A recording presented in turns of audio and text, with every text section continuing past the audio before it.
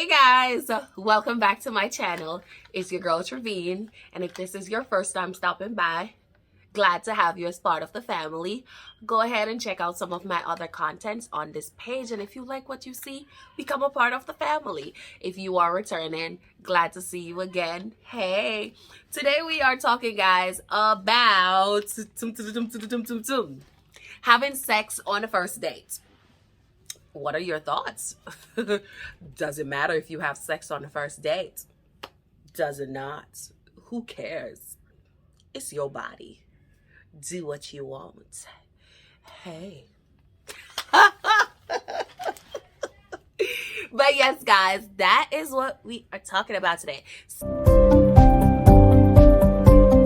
So, let me apologize for my long absence. I know I have not posted since April, and thank you guys for staying true and staying a subscriber. I truly appreciate it. I was transitioning through a position as a substance abuse counselor, and I really needed the time to figure out my role, how to go through training, and to get adopted to that early morning waking up for 5 o'clock, being at work at 5. But yes, guys, I'm back. I have lots of goodies coming your way. So share the content, guys. Comment, and let's grow this channel to 1,000. Let's get to 1,000. Let's get to 1,000. We can do it. But yes, guys, so while I was away, I went to Jamaica, and while I was there, this conversation came up. I had a friend of mine who was talking about having sex on the first date, and that guy has now ditched her and not answering her calls, and she really felt some type of way. So that garnered this video. Is it okay, or not is it, but what are your thoughts on having sex on the first date? So the first question that came up was, how will others perceive, or how will others see you, or how will that other person see you after you have sex? Will they think less of you? Will they think that you are a bitch, or you're a HOE? Is that how we spell it? Right. But that was one of the questions that came up. And again, this is subjective, so this is not research done concrete. This is our opinions and what other people may feel. So yeah, do you really think that their perspective will change if you were to have sex on the first date? And that was a big question, because it's crazy that we live in a socially liberated world today where sex is normalized. Sex is all over. There's not one show that you will watch that there is not a sex scene. Even some children's cartoon, there is a love scene alluding to sex. So sex has become a normalized part of our society today, which makes it somewhat conflicted that women still value not having sex on the first date, but a man will be like, I want it now. So that was a big one. The next question that came up was, will the relationship last? And I must say that this is having sex on the first date will not determine if a relationship will last, because I'm positive that there are plenty of relationships that stemmed from the first day sex that are still going strong, healthy, and good.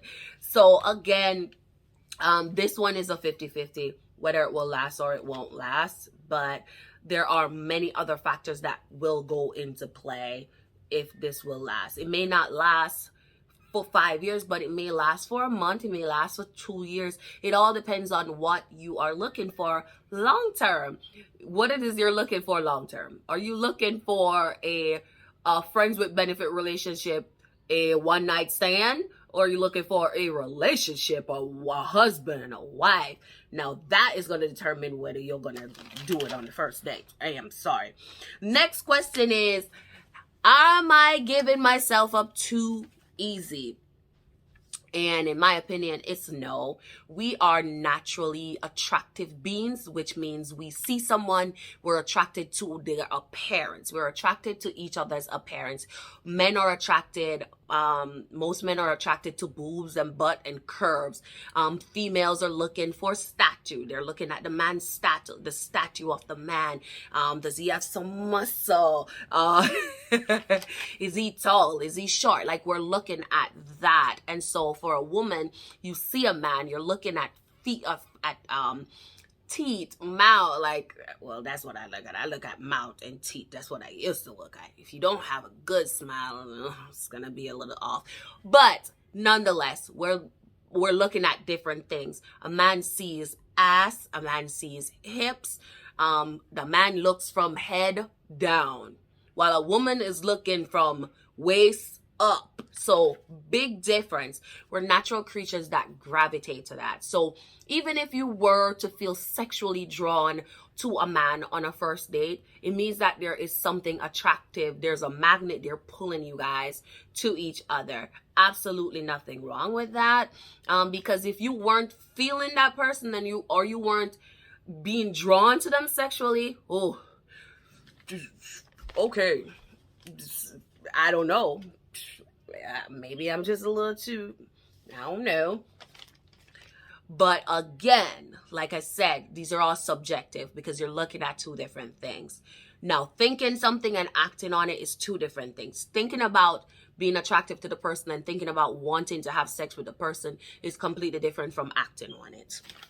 So no, you are not giving yourself up too easily if you were to have sex. It's a mutual agreement between two consenting adults. And I'm not talking about anything underage. I'm talking about consenting adults deciding that they want to have sex. Next question is, you do not respect yourself enough. Really?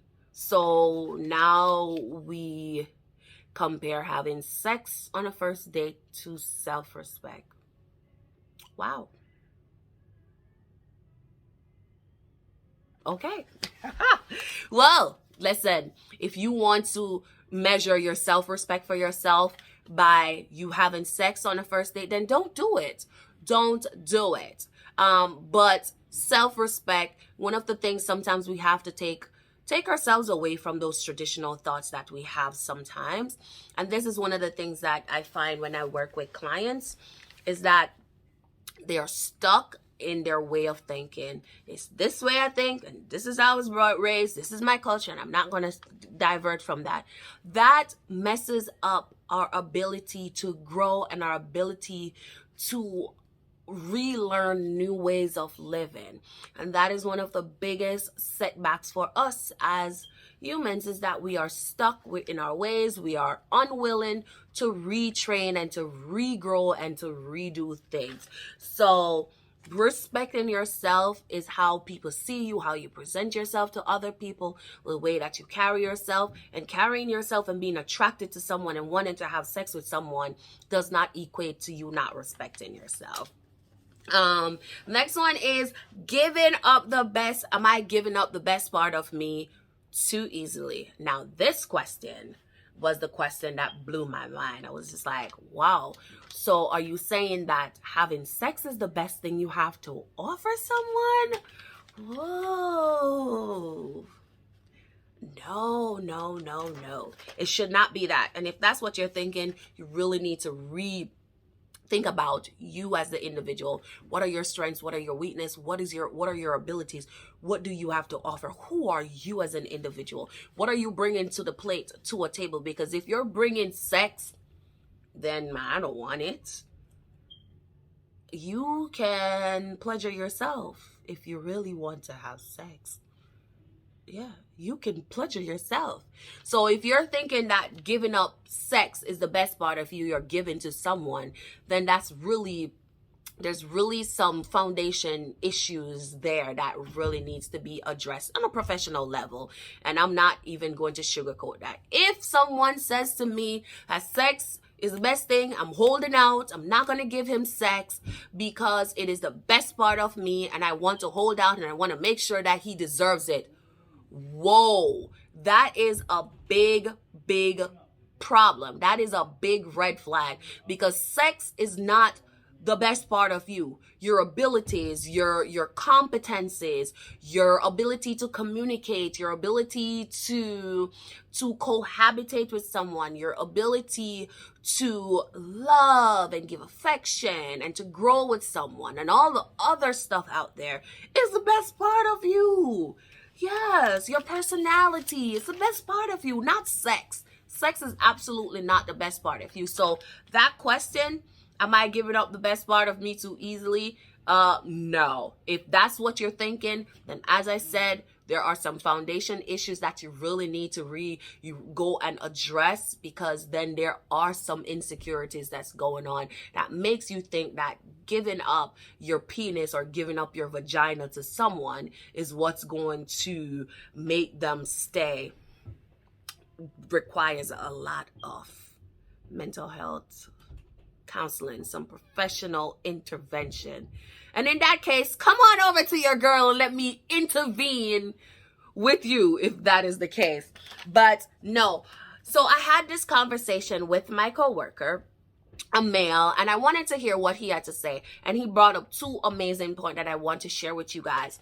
The first point that he mentioned was that maturity plays a big role in this. Maturity and age plays a big role in this. And I could not agree less, because based on your maturity level will tell you what it is that you are looking for when you go on a date with someone.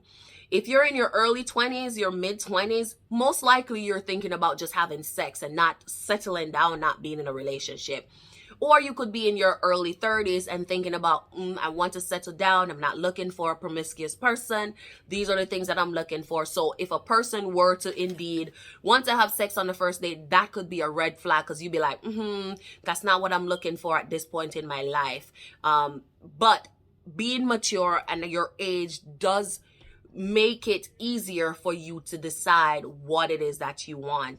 A person in their late 30s may be more susceptible to saying, I don't want to have sex with you. I want to get to know you. I want to see if we're compatible. I want to see what I'm bringing to the table, what you're bringing to the table, because I want a relationship. Or if you're just coming out of a relationship and you're not looking to settle, then yes, in your late 30s, you may be like, I just want a friend with benefit, or I just want to have sex and that's it. So maturity and age, as my coworker mentioned, is a big thing, and I do agree. The next thing that he mentioned was that women are have more psychological power over men, in that a woman can train themselves to go without sex for a period of time, while a man is hunting it, a man is seeking it. We are holding out, you are trying to get it, and a woman has to give it up. So we have the power somewhat over a man in terms of deciding when he will get sex or when he won't get sex. So I thought that was a good point, because maturity will also play into that psychological aspect of that thought process. Like, okay, I know he likes me, I know I'm trying to do something, but I'm going to hold out because I know he is a little vested in wanting it. So we use that to kind of draw them in or wean them in. So I did like that point. But let me know what you guys think, down in the description box. Not the description box, I stay saying that, in the comment section. Do you think the relationship will last if you were to have sex on the first date? Do you think anything of it? Do you think that someone will think less of you? Yep. This is a broad one where there's no right or wrong. It's to each their own. It's, again, culture plays a big factor into this too. But sometimes those cultures can lead us away from a good thing. Right? So yes, guys, let me know what your thoughts are, and let's continue this down in the comment section. And as always, thank you for stopping by, and I will see you in the next video.